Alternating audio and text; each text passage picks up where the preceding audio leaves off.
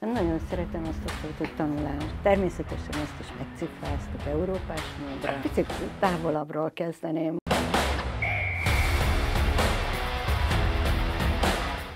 Sziasztok! Itt vagyunk egy újabb epizódban az Európa 2000 podcastjében, és a mai vendégem Papnéher Anna, és igazából szerintem bele is kezdhetünk. Azért hívtam Önt ide, ebbe az adásba, hogy egy kicsit beszélgessünk az iskolának a megalapításáról, hogy jött az ötlet, és igazából tulajdonképpen ez így egy kérdéssel is kezdeném, hogy mégis hogy jött az ötlet az Európa 2000 megalapításához. Hát egy picit távolabbról kezdeném, hogy ugye állami iskolába tanítottam egyértelműen, mint pedagógus, és mindig foglalkoztatott az, hogy valamit másképp kellene csinálni, valami mást kellene csinálni, egy kicsit szabadabban, és voltak olyan értékek és olyan elképzelések, amit szerettem volna megvalósítani. De konkrétan, ami adódott, az először az, hogy volt 350 gyerek, volt 30 pedagógus, gyakorlatvezető, és ezt így odaadták, hogy hát kezdjünk valamit ezekkel a gyerekekkel, akik akkor gyakorlati helyre jöttek ide, ebben az épületben. És onnan épült fel szépen a mai iskola, mégpedig úgy, hogy ez a gyakorlati képzés lassan kikopott, elfogyott, és helyette már megkezdtük az érettségi utáni képzést, ahol mérlegképes könyvelő, számviteli ügyintéző, pénzügyi ügyintéző, nagyon nagy létszámban tanultak itt gyerekek, és akkor így a közgazdasági rész felé mentünk el, és később az idegenforgalom felé. Igen, azt a részt már ismerem, igen. Azt már láttam pár tablón. És az idegenforgalom mellett beindult, volt egy nagyon jó kis asztalos képzésünk, amikor nem csak a gyakorlati képzést végeztük, hanem az elméleti képzés is itt történt. Természetesen ezt is megcifráztuk európás módra, mert egy angol testvériskolával, tehát egy angol modulrendszerű képzést csináltunk, ami kísérleti jelleg volt, de nagyon-nagyon jó lett volna, ha akkor a szakképzésben, vagy akár gimnáziumokban is ezt a modulrendszerű képzést be tudjuk vezetni. Mi megtapasztaltuk, és nagyon jó volt, tehát a gyerek egy bizonyos ideig tanult egy modult, elvégezte, levizsgázott belőle. És akkor erről kapott egy kis papírkát, hogy elvégeztem. Utána megint felvette a másik modult, és 33 modul kellett a végére, és Angliában megkapta a szakmunkás bizonyítványt. Tehát elismerték, hogy ő modulonként levizsgázott. Nálunk természetesen ez nem így volt. Nálunk szakmunkás, megcsinálták a modulzárókat is, de rendes vizsgát is kellett a gyerekeknek tenni. De nagyon-nagyon jó tapasztalat volt. Tehát egészen másként kellett képezni a gyerekeket, amikor ugye modulrendszerben tanítottuk. Tehát egy-egy témakörre fókuszált. Tehát ebben nagyon nagy ráció lenne ma is akár. Mindenféleképpen. Bár ugye hasonló a témahét, vagy projekt, ami ugye az iskolánkban is folyik. No, tehát akkor az asztaloskák is kivonultak, nagyon sok tehetséges tanulónk volt. Volt olyan, aki az egész rendszert felépítette itt az iskolában, mert megtanulta, hogy kell egy szerződést írni, munkaszerződést. Megcsinálta, megtervezte, hogy hol lesz a műhelye, megcsinálta az összes pénzügyi tervet, és így ment ki. És ő vállalkozó még ma is. Tehát nagyon hasznos volt a száma. Ő úgy is jött, hogy ő ezeket meg szeretné tanulni. Jó az ilyen céltudatos tanuló. Na, ott tartottunk, hogy volt az idegenforgalom, de mellette már ugye volt a gimnáziumi képzés. Igen. Na most azokat az elveket, ami ugye álom volt régen, azokat hát az ember itt megpróbálta ebben az iskolában megvalósítani. Természetesen nagyon, nagyon sok munkával járt, és mellette mi felnőtt képzést is csináltunk. Tehát amiből az iskola tulajdonképpen anyagilag finanszírozva lett annak idején, az a felnőtt képzésnek a következménye, vagy a felnőtt képzésből volt. Tehát nem kellett akkor azért még ilyen sokat fizetni. Igen, mondhatnánk így is, hogy tehát volt egy lába, egy másik lába az iskolának.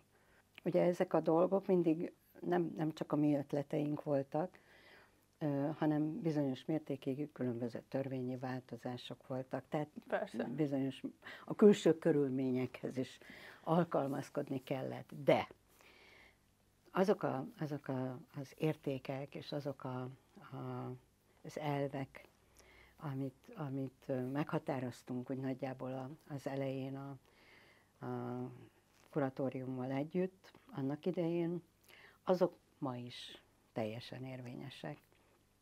Többek között ugye az, hogy a gyerekközpontúság. Tehát minden gyerek, én azt vallottam, és ezt szeretném, ha későbbiekben is mindenki, hogy az biztos, hogy minden gyerek valamiben tehetséges. Tehát olyan gyerek nincs, akinek valami plusz tulajdonságai ne lenne, csak ezt meg kell találni, meg kell keresni. Ez a feladata ugye a szülőknek, pedagógusoknak, hogy közösen ezt megtalálják. És ha ez a pont megvan, onnantól már motiválható.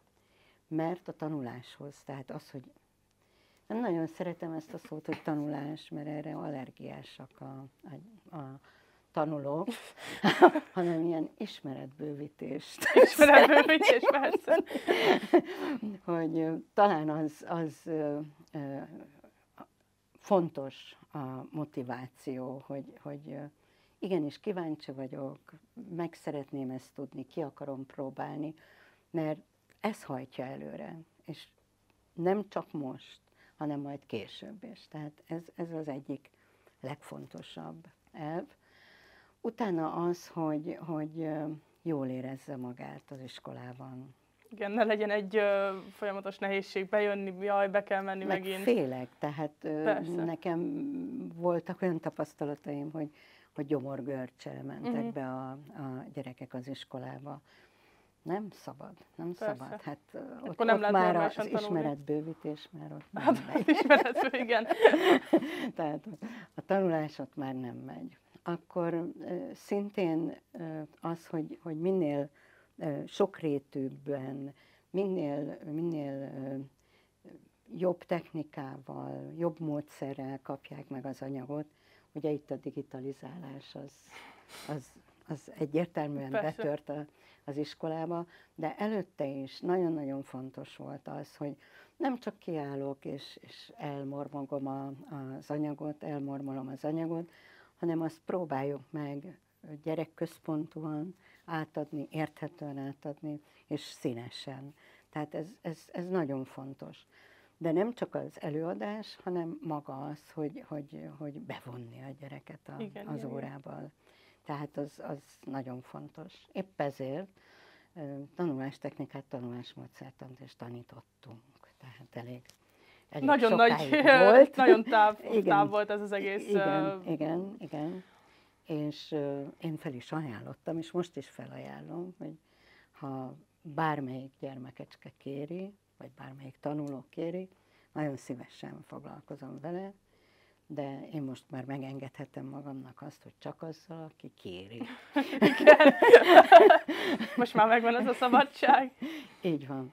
Tehát az elvek és az értékek, még az értékek közé tartozik a nyelvismeret. Tehát azt, hogy nagyon-nagyon-nagyon fontosnak tartottuk, és tartjuk. Igen, nyilván. Most is. Saját tapasztalatom. Hogy a nyelvismeretre, a nyelvtanulásra nagyon-nagyon-nagyon rámentünk. Tehát óhatatlan, hogy ez prioritást élvezzen. És ugyanígy érték még az is, hogy azok amik a munkaerőpiacon majd, ugye ez egy nagyon tág fogalom, nem nagyon szeretem használni, de az iskolának ugye a feladat a Szent-Györgyi Albert megfogalmazásában is, hogy felkészítsen az életre, tehát majd a munkára. És ehhez már most el kell kezdeni olyan dolgokat megtanulni, hogy együttműködés. Persze. Tulajdonképpen a kommunikáció, a logikus gondolkodás, a probléma megoldás, az, hogy célom legyen, időbeosztás. Az nagyon fontos, igen, ez még ma sem megy mindenkinek. Tehát ezek mind olyan dolgok, amit a tananyag mellett el kell sajátítani, hogyha hatékonyan szeretnék majd az életben dolgozni, előre menni, haladni.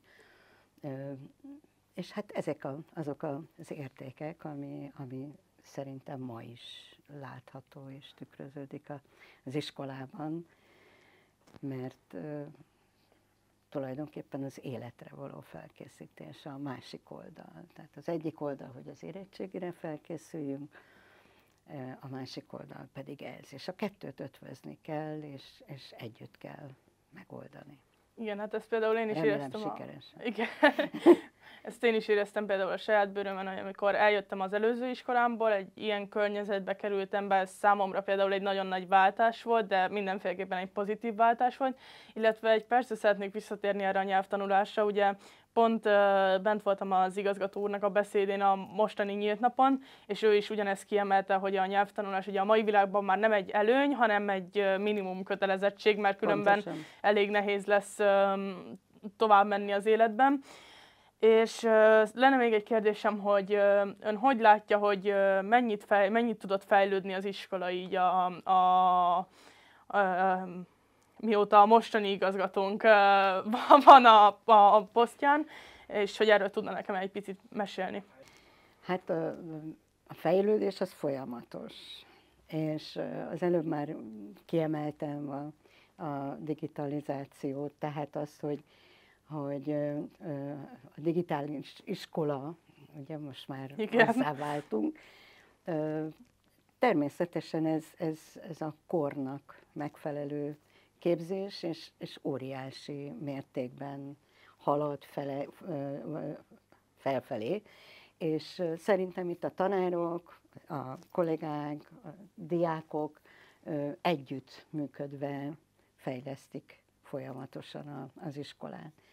Nagyon jó, hogy mindig megragadják azokat a lehetőségek, a pályázattól kezdve a külföldi utak, a tananyagfejlesztés, az új képzésnek a lehetősége, tehát megragadják a lehetőséget, hogy minél színesebb, sokrétűbb, hatékonyabb legyen az iskola. Én maximálisan meg vagyok elégedve. Hát ennek nagyon örülök, ugye például ez a digitális iskola, erről is így egy pár szót szerintem beszélhetnénk, hogy ugye ez Magyarországon nincsen annyira elterjedve, mint például külföldön ugye sokkal több helyen használnak laptopokat, vagy ilyesmi, de hogy én úgy gondolom, hogy ez a digitális iskola ez egy olyan lehetőséget tud adni a gyerekeknek, vagy a diákoknak, illetve a tanároknak is, ami egy sokkal másabb jövő felé vezet, és megtanulják kezelni az olyan dolgokat, amiket mondjuk egy általános iskolában nem feltétlenül, hogy megtanulnának, nyilván ott vannak az informatika órák is, de hogy például szerintem egy nagyon jó lehetőség az, hogy van ez, hogy nem kell behozni ezeket a jegyzetfüzeteket, elhozom a gépet, arra írok, nyilván van, aki így is szeret füzetbe jegyzetelni, és ezzel nincsen semmi probléma, de szerintem mindenféleképpen megéri kihasználni a lehetőségeket, amiket kapunk, és ön egyébként erről így mit gondol a digitális iskoláról? Igen, tehát ez egy fantasztikus lehetőség, úgy a gyerekek, vagy a tanulóknak, mint a tanároknak. És ez egy felgyorsult világ, és nagyon-nagyon gyors impulzusok vannak, amire a mai gyerekeknek, mai tanulóknak igénye van, tehát ők gyorsan szeretnének sok dolgot megtudni, de ugye itt a mélység, hogy milyen lesz, és hogy majd a jövőben ezekből az ismeretekből mire lesz szükség, azt nehéz még megjósolni. Az biztos, hogy ezeket az ismereteket el kell sajátítani. Mégpedig olyan szinten, hogy teljesen természetes legyen, hogy én milyen platformon, hol keresem meg, hol találom meg azt hova nyúljak, hogyan nyúljak, amikor én valamit meg akarok tudni, vagy valamit össze akarok állítani. Tehát ezt olyan szinten kell tudni, hogyha ő dolgozni megy, akkor teljesen természetes legyen. Én pont azt sajnálom, hogy nem minden iskolában van erre lehetőség, hiszen tudjuk, hogy a munkaerőpiacon verseny lesz. Persze, mindig is verseny volt, mindig is verseny volt. Nem nagyon tudjuk, hogy milyen munkahelyek lesznek, vagy milyen munkakörök lesznek a jövőben, de hogy ezekre az alapismeretekre, mert ugye ezek azért mondhatjuk úgy, hogy alapismeretek. Most már azok, igen. Most már azzá kell, hogy váljon, erre biztos, hogy szükség lesz. És ezért örülök annak, hogy ez elindult, mert már ez egy olyan plusz az itt végzendő tanulóinknak, ami szerintem jelentős előnyt jelent a továbbtanulásban. Elég sokan ugye külföldre mennek, persze, tehát ott igen. már azért ezek nagyon fontosak. Igen, hát azért itthon is fejlett ugye ez a technika, de azért külföldön például sokkal magasabb szintű használatot igényel, vagy tudást igényel az, hogy el tudjanak helyezkedni megfelelően, illetve hogy meg tudjanak élni normálisan. Illetve én úgy gondolom, hogy a tanárok például nagyon jól bele tudják vonni az órába ezt a digitális részt. Nagyon sokat játszunk, nagyon sokat... Ugye nagyon sokan így előadásokról, PowerPointokról tanítanak, ugye, és például szerintem ez egy nagyon jó használat ennek a digitalizációnak, viszont nyilván vannak rossz oldalai is ennek, mint ahogy mindennek, de szerintem az, hogy a tanulók ezt így tudják használni, és mint a tanárok is, ez egy csodás lehetőség, és... Ezért kell a tanulóknak olyan technikákat alkalmazni a tanulás során, tehát az otthoni rögzítés során, ami elősegíti, hogy ő azt, hát ezt úgy mondják, hogy a hosszú távú memóriába tegye be azt a tananyagot, hogy utána elő tudja hívni. Tehát biztos, hogy más. Tehát kell egy olyan technika, hogy én átnézem, átolvasom, de ezt minden tanulónak magának kell kialakítani. Tehát az, hogy csak pörgetem, vagy görgetem az anyagot, és gyorsan essünk túl rajta, az nem biztos, hogy hatékony. Tehát az tuti, hogy a negyedéves, vagy a féléves, vagy az évvégi vizsgán nem fog előjönni, ha ő azt nem rögzíti szépen. Tehát ezt még így egy kicsit szerintem meg kell tanulni, hogy ez így hatékonyabb legyen. Igen. Hát például szerintem nagyon sok tanuló alkalmaz különféle ilyen tanulókártyákat, amiket most már általában telefonon, gépen, tableten csinálnak meg, és ezeknek a használata is szerintem nagyon fontos, mert nekem is például a legtöbb dolog, főleg egy nyelvhez így ragad meg, de nem csak nyelvhez, hanem matekból is van, hogy alkalmazom, aztán mindenféleképpen így ragad meg. Ezért nagyon fontos, hogy önismerete legyen a tanulónak, tehát tudja azt, hogy ő milyen típus. Tehát, hogy most vizuális, vagy audiovizuális, tehát vagy vegyes. Tehát, hogy mi az, amit ő segíti a tanulásban, az anyagnak a rögzítésében. Ha ő ezzel tisztában van, akkor ezeket a dolgokat nagyon szépen, hát van, aki grafomán. Igen. Tehát neki le kell írni azt a dolgot, akárhol előadták neki, hogy villogott a dolog, ő neki akkor is le kell írni a füzetbe, vagy valahogy, hogy ő azt tudja rögzíteni. Igen. De ezt mindenkinek tudni kell, hogy ő hogy hatékony, hogy tanul hatékonyan, hát tehát gyorsabban. Én úgy gondolom, hogy a mai világban például az, hogyha valaki audióval tud jobban tanulni, az a mai világban már nagyon elérhető, mert van egy csomó videó fent az interneten, van egy csomó podcast is van ezekről a tanulásos dolgokról, illetve például én is van, hogy úgy tanulok egy tézére, hogy kiválasztom a kedvenc YouTube csatornámat, és akkor meghallgatom azt, amit ott mondanak, mert nyilván ugyanaz lesz, mint a tananyagban. Lehet, hogy még pluszt is szerzek hozzá. De itt volt a kulcs szó, amit mondtál, hogy a kedvenc. Igen. Tehát mindenkinek meg kell tudni találni azokat a segédanyagokat, ami őneki jó.